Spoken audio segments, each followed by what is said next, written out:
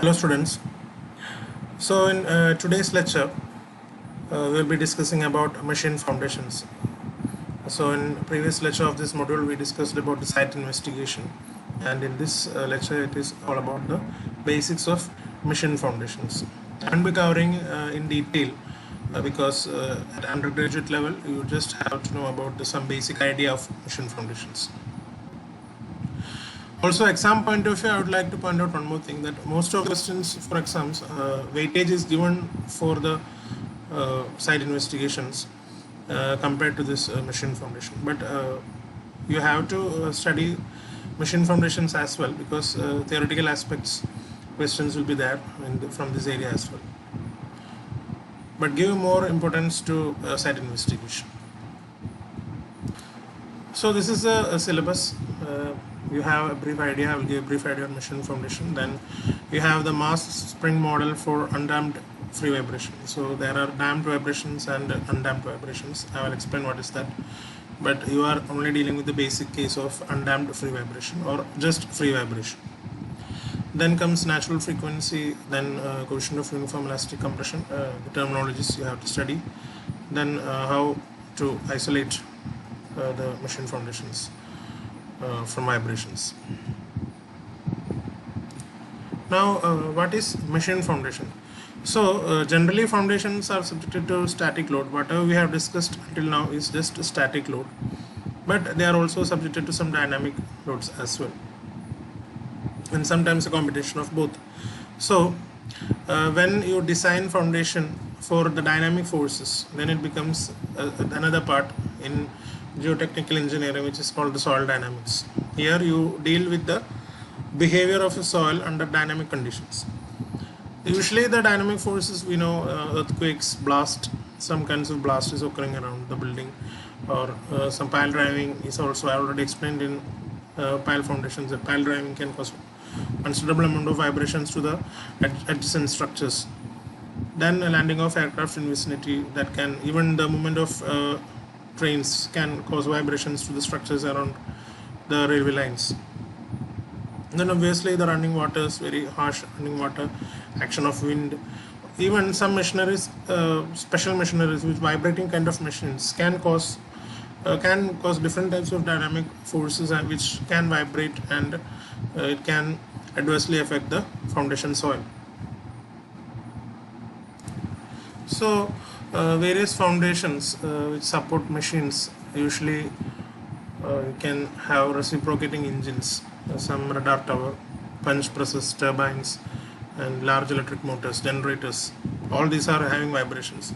So when these machines vibrate, obviously that vibrations are transferred to the foundations and ultimately to the foundation soil. So usually the type of motions, you do not go into the detail. I will just list the type of motions, like the translational motion, there is rotational motion, 2D and 3D motions, or even sometimes these motions can be in combined form. This motion induces vibrations or oscillations, obviously, and sometimes for earthquakes it is in the form of a shock. But whatever, these motions are in the form of waves. They are actually the periodic motion, and these wave motions or these periodic motions ultimately lead to the settlement of the foundation, and then that will lead to the failure of this foundation. Now let us see the types of machine foundations. So we have the most common and simple foundation, which is called the pedestal foundation, just a block of concrete. Then you have the box type foundation. It has its own significance, that less concrete is used, and also I think this box type foundations, the specialty is that they tend to reduce the vibrations. So in special cases we use this box type foundation or caisson type foundation. And then comes the large foundations, where you have the complete arrangement of footing. You have wall, column, you make a huge column and a huge beam and slab combinations, and this is generally done for huge machines where there is vibration, huge vibrations are coming. Now before moving into the details of machine foundation, let us know these vibrations are actually in the form of a wave. So I told that the waveforms generally they are in the form of simple harmonic motion. So just giving a brief idea about simple harmonic motion. So simple harmonic motion is I will show you another here an example. That here if you see, just you are having a spring, and the spring is connected and the mass is connected to the spring, and you pull this mass, it will keep on oscillating, that it will move forward and backward. So there is a forward and backward movement of this mass. And also if there is a pendulum, you just swing the pendulum, then there is the pendulum will move, that is under gravitation. So this is how the simple harmonic motion takes place. These are the two examples. And if you consider the uniform circular motion of an object, then that can be correlated to this simple harmonic motion.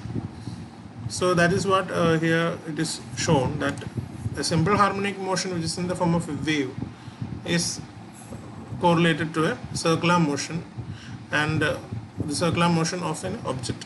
So using that correlations, we find the various parameters such as the angular velocity, the frequency, the time period, etc. So let us have some idea about simple harmonic motion. So here I am considering the simple harmonic motion in terms of a uniform circular motion. So this particle P is actually in circular motion. So what is actually simple harmonic motion is that is if a body is moving, then it is moving in a straight line, and the acceleration is always proportional to the distance covered by that particular particle, and it is from a fixed point, and that acceleration or that motion is always directed to the fixed point. So I will explain here. So here P is the point of a particle, it is moving, and it has a uniform angular velocity. So it is moving around a circle, that is uniform circular motion. Now let P be the position of particle after some time, t. Let it be small t, this t. So now you project it here on the diameter. So the projection M is on the diameter AB here. So here in this case, when this particle is moving along this curve, that is ACB, then here the projection is moving from A to B. This is how it is moving, that is it is moving from A to B, and that is it is in the direction, along the direction of O. Similarly, when this particle is moving along the curve BDA, then this projection is moving from B to A. So you can see that this point is always moving along the direction, along a straight line. If you see, it is moving, the projection is moving along the diameter, that is it is in a straight line motion. Then the acceleration is always proportional to distance, that is this distance, that is MO, this distance, that is it is keeping on changing, but the acceleration is always proportional to this distance, and it is always directed to this point O. So that is actually called a simple harmonic motion. So it is explained here. When you just go through this, you will just go through this slide, you will get an understanding of simple harmonic motion. So I have only showed along the diameter AB, so along CD also it will be having the same format. Now let us have some idea about the various terminologies which are used.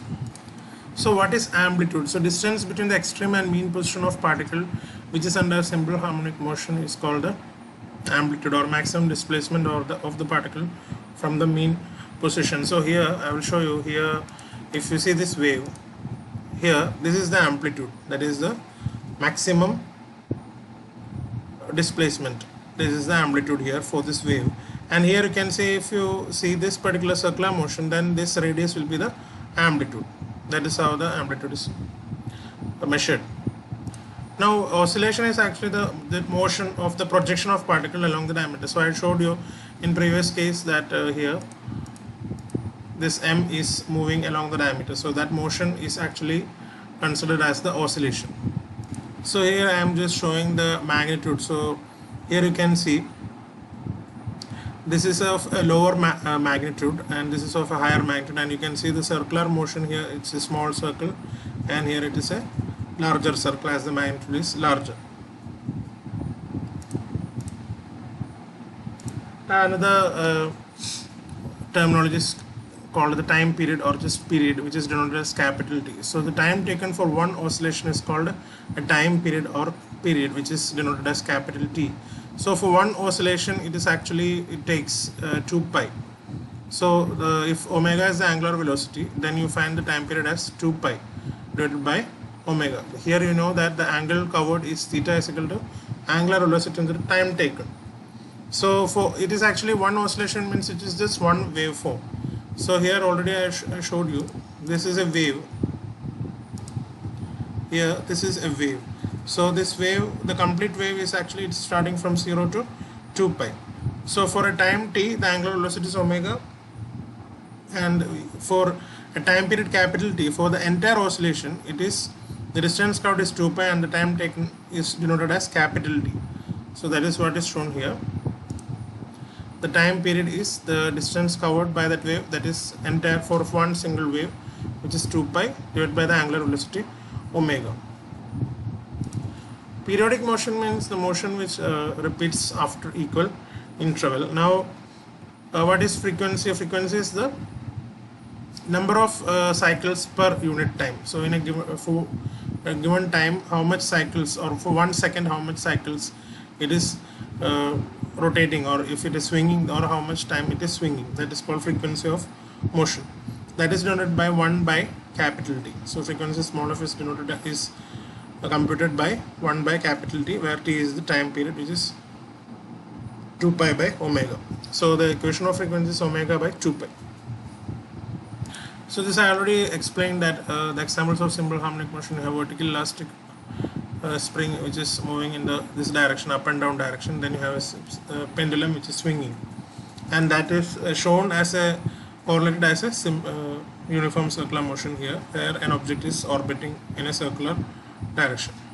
So this is also a simple harmonic motion.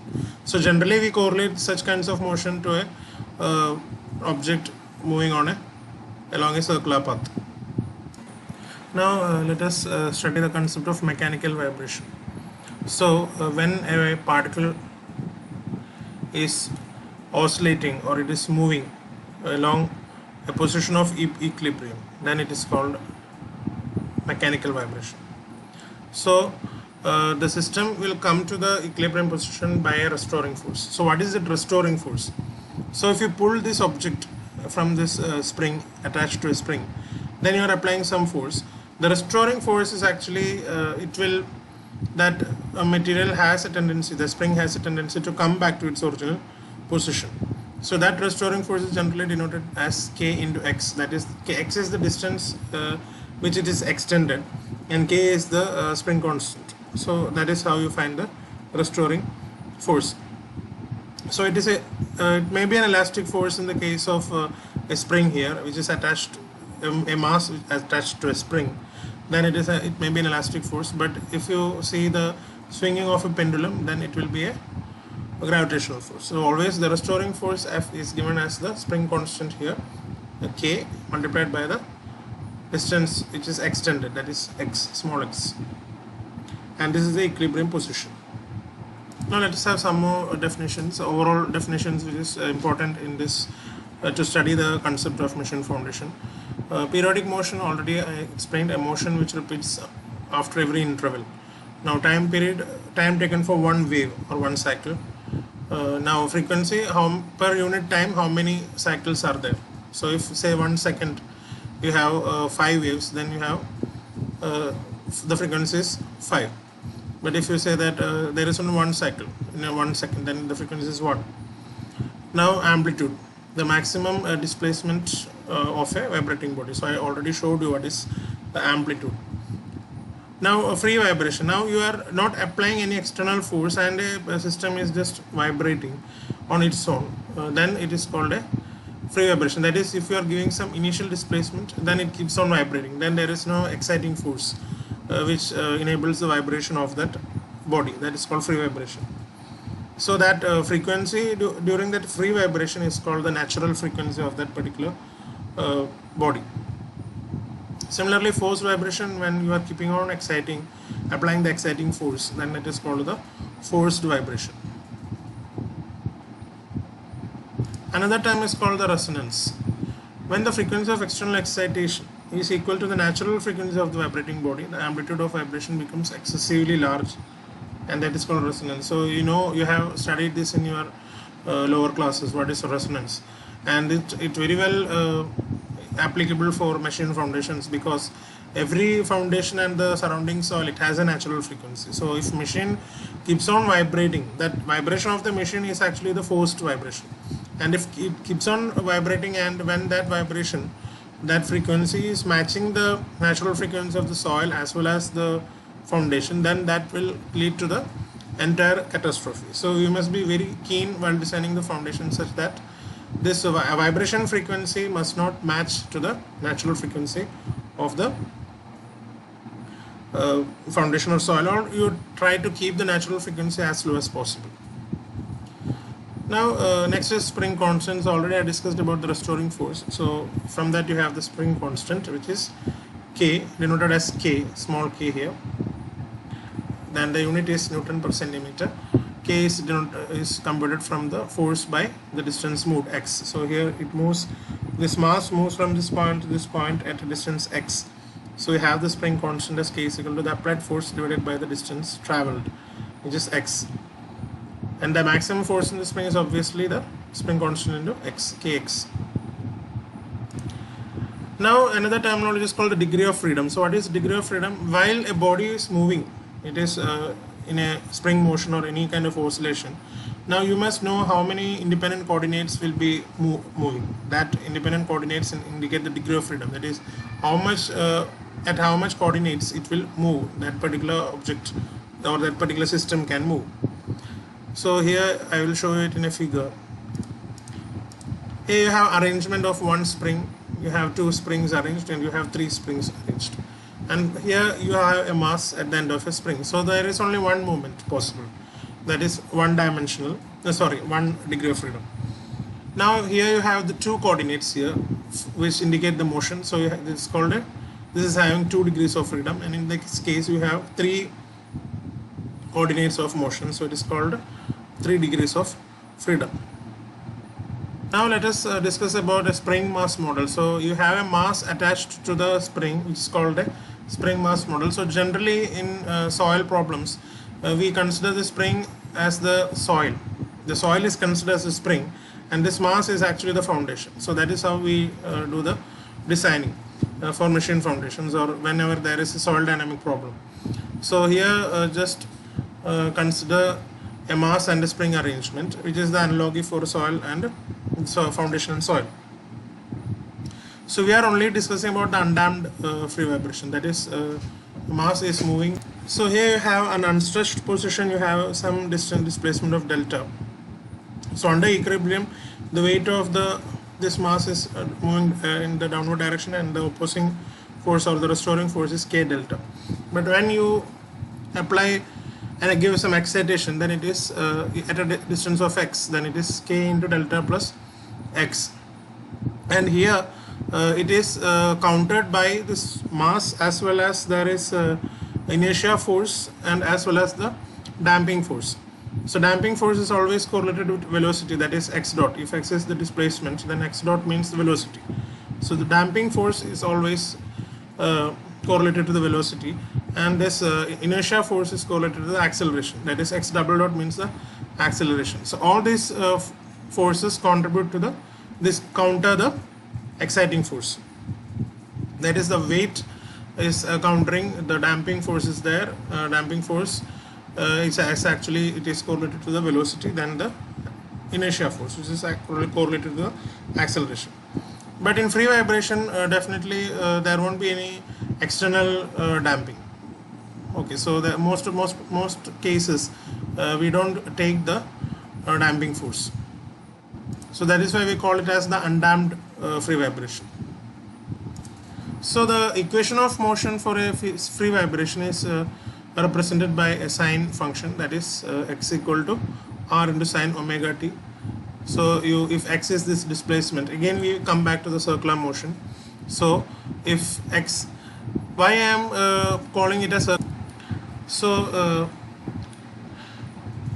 here you have the displacement x, that is you have push the mass from the spring, so at a distance of x, so that displacement let it be x. Then here the displacement is given as r sine omega t. This is the angle. So again we correlate it to the circular motion.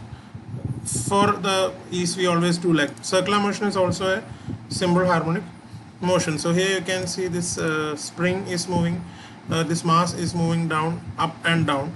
The same motion you can consider as a circular motion, where only difference is that here it is along a circular path you are assuming. You can visualize it. There are many videos available. You can see that how this spring movement is correlated as a circular motion along a ring. Just visualizing you can get that idea. So here the displacement is x, that is given as r sin omega t from this, and the velocity is dx by dt. Just differentiate this x, you get r omega cos omega t. And then comes the acceleration. Acceleration is again differentiating, you get the acceleration as minus r omega square sin omega t, or it is minus omega square into x, because x is equal to r sin omega t. So here I already told you the weight is contributing against the exciting force, then the velocity is contributing, which is actually the damping. If you damp that motion, that velocity will keep on reducing. Then comes the inertia force, which is correlated to acceleration.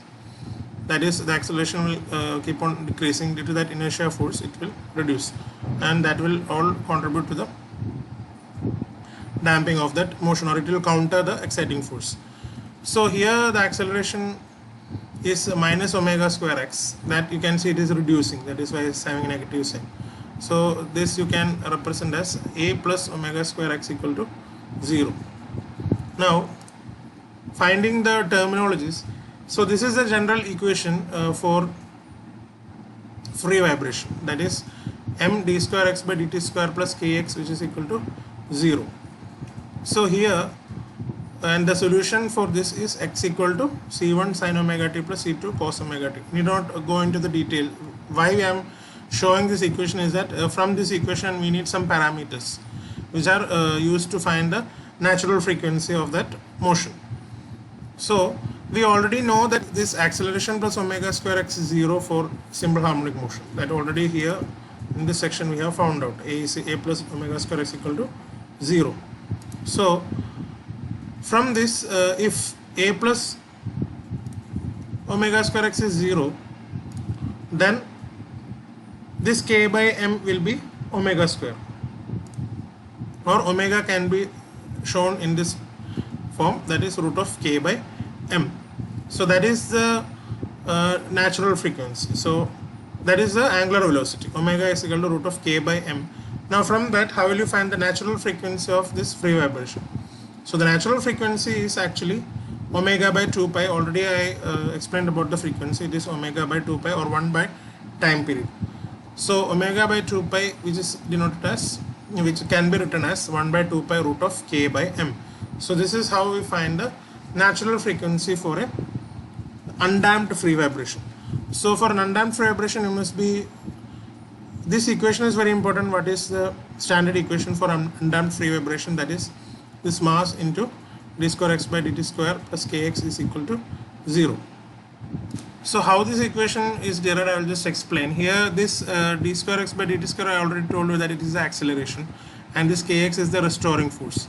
So this is the accelerated inertia force, m into d square x by dt square. So in free vibration, there is only this restoring force and the inertia force which counter the excitation, but actually you give only initial displacement, so you can't call that there is some exciting force. That is why it is denoted as 0 here. There is no exciting force, and also there is no damping. You are not giving some external damping, so damping is also 0. So overall you get this equation, m d square x by dt square plus kx equal to 0. So from that you find this angular velocity omega is equal to root of k by m, and finally you find the natural frequency, which is 1 by 2 pi root of k by m. So these two expressions are very important, this natural frequency and the angular velocity, how you are arriving at these values.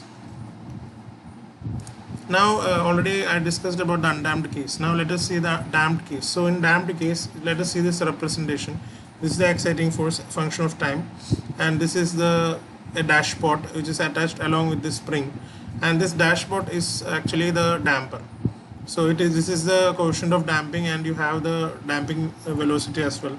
So damping velocity multiplied with this coefficient will give you the damping force. So here this will lead to some kind of damping, this dashpot. So such a kind of vibration is called the damped vibration. So here you can see, due to this damping, external damping, this is the undamped vibration which is going on here, but when it damps, then you can see how the vibration, how the waveform is decreasing or it is diminishing. So now whenever some compressive force is acting or a cycle of loading is acting on soil, so here I already told that we deal with the dynamic loading on the soil. So dynamic loading means the soil is subject to cycles of loading. So here you can say this is one cycle, another cycle will come, like that lot of cycles will be coming. So initially for a cycle there will be some residual deformation. That means if you apply some load or after some cycles of loading, what happens is that the soil undergoes some permanent deformation. So that is called the residual deformation. Then again you keeping on applying, then you can call it as there is some elastic deformation or elastic settlement going on in that soil. Ultimately that soil will fail, but until failure there will be some kind of elastic settlement. That means the soil will settle and again it will come back to the original position, but still the residual deformation or the permanent deformation which occurred initially, that is irreversible, that won't be changing, that will be there. So what is this coefficient of elastic uniform compression is? It is actually the ratio of you draw the stress strain curve or the stress deformation curve, and from that it is actually the proportion between the stress applied by the elastic settlement for a particular portion or elastic part of that settlement. So this I will show you another figure is there which this. So here you can see, so as the stress is increasing, the deformation is also increasing, and you can see initially this there is one cycle of loading, another cycle, the cycle is keeping on, you are applying the cycle, that is the stress is keeping on increasing in cycles, and for each and every cycle you have an elastic settlement, and again it will rebound, and again there will be elastic settlement, and that cumulative elastic settlements you plot here, and you find the this Cu value using this stress and elastic deformation. So that is how the Cu is obtained. So this is different from the coefficient of subgrade reaction. So coefficient of subgrade reaction is there in the case of piles.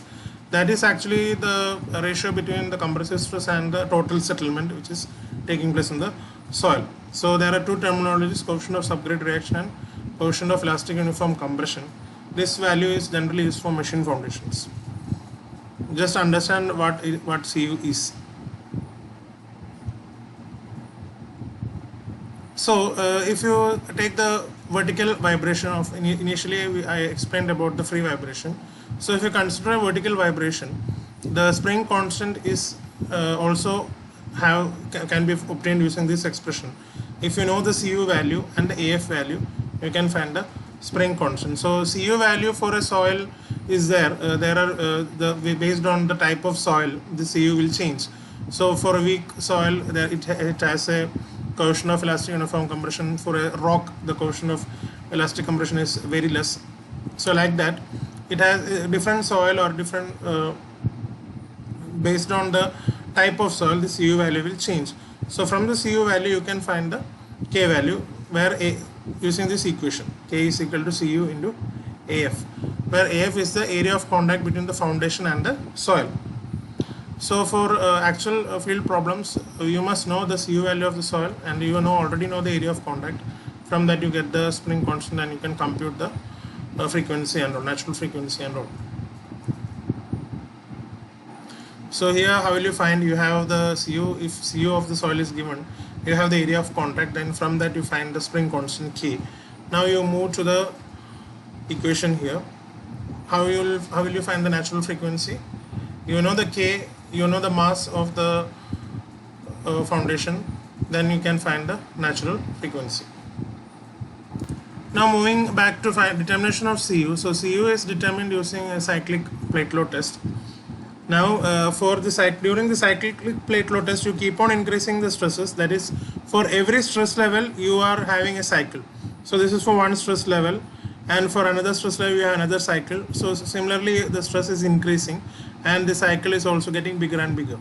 And for each and every cycle you plot the elastic settlement, and along this, using this curve, you find the linear relationship is obtained, and from that linear relationship you have the CU. That is, CU is actually slope of this linear line, slope of this line. So now let us discuss about vibration isolation. So I already just go through this slide. I already explained you that when a machine is working, that vibrations can be transmitted to the floor and ultimately to the soil, and finally leading to settlements and other problems.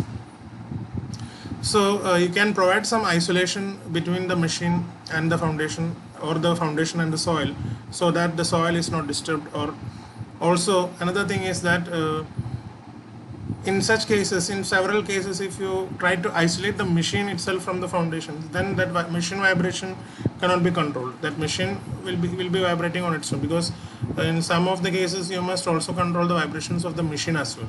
So the proper technique must be applied to isolate the vibration, such that the natural frequency is always kept low. I can't say it is kept low. It is actually a range where you have to keep the natural frequency, because if that natural frequency, one thing is that it should not match to the vibration frequency. Another thing also, there is a range always for the natural frequency. So based on that, we must have a proper idea that what kind of isolation is recommended for a given type of situation. So here there are two types of isolation. One is the active isolation, another is the passive isolation. So active isolation is actually that you are actually isolating the machine. That is, the vibrating machine is isolated. Next is passive isolation. Now if some machinery is there which is very delicate, and if some vibrations around that area is causing some problem to that foundation, in that case you try to isolate that entire